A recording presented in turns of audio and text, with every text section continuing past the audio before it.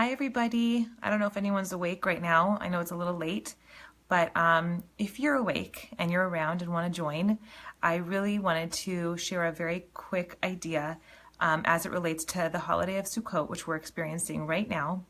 And really, I'm sharing this because somebody close to me had a birthday, a big milestone birthday. And if you've ever had a big milestone birthday, whether it be sweet 16 or 20 or 30 or 40 or 50 or 60 or 70 plus plus plus, whatever the age is, if you've ever experienced one of those big birthdays, you know how it feels to ask these like big questions to yourself about your birthday.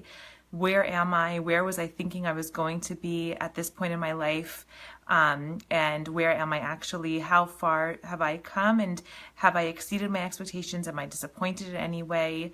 And when I think about that, and I also look at the last few weeks, I've been reading a lot more Jewish history.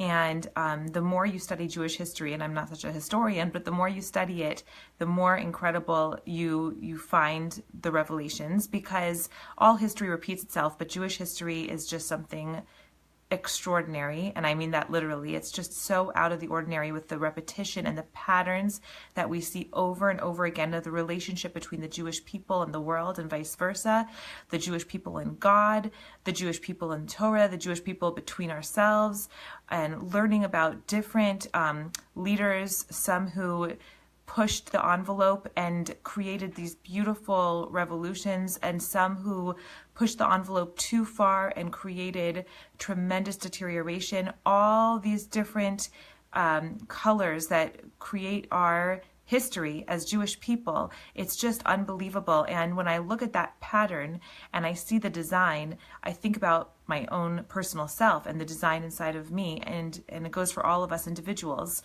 So whether it's a birthday or you want to think about it in a more macro level of the world and history, whatever it is, there is something to this idea of a pattern.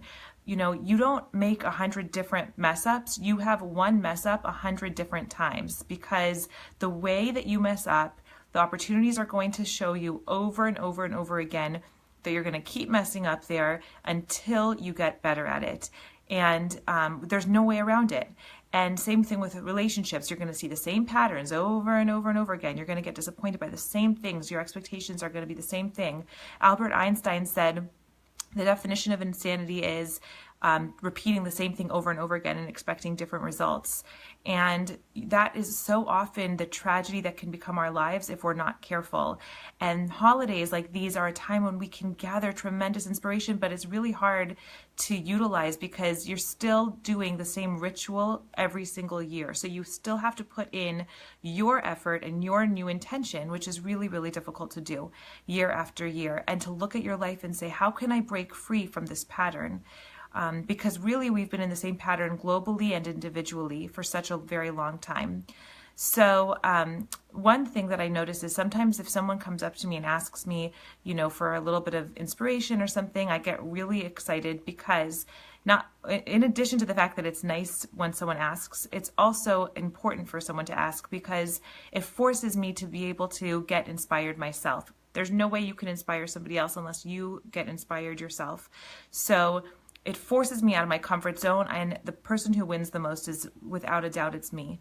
And I think that is the secret to breaking free from patterns globally and individually, is push yourself out of your comfort zone. You have a burning desire right at this moment.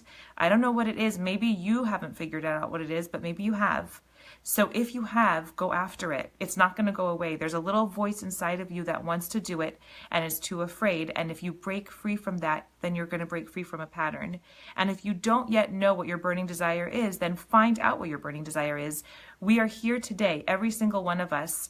If you're listening, or myself included, we are here because we are supposed to be here. There is something here for us. There is something for us to contribute in the world. We have to figure out what that is. And as soon as we figure out what that is, then we're going to be able to share it with the world.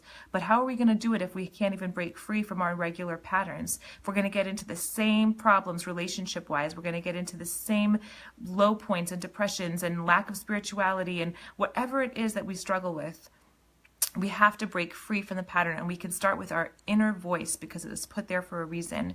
And we can ask ourselves, what is my burning desire? What is it that I want more than anything right now? What do I want for myself? And then go after it, and take no prisoners and go after it. And don't be afraid of people's judgments. It doesn't matter. They're not going to be the one, they'll be on the wrong side of history if you do it properly. So I hope that everybody has a happy, healthy Sukkot, a wonderful year, and, keep on keeping on. Bye, guys.